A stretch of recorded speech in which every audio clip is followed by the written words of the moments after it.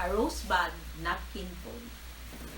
So this is the rosebud napkin fold. First, fold the napkin in half diagonally, creating a triangle. Then, fold the corners to meet at top point. This is the top point. So you have to fold the corners to meet at top point. Then turn the napkin over and fold 2/3 way up.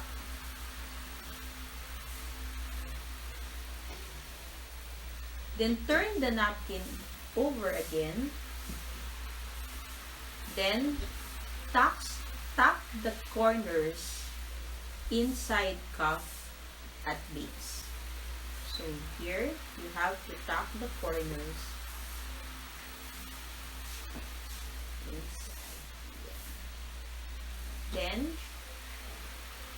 stand and turn one layer point down.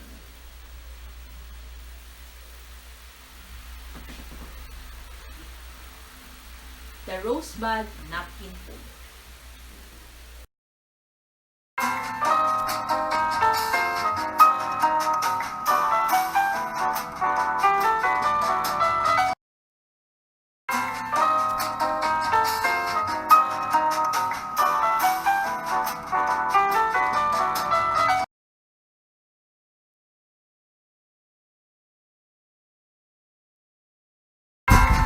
This is Maylene Huliganga. Thank you for watching.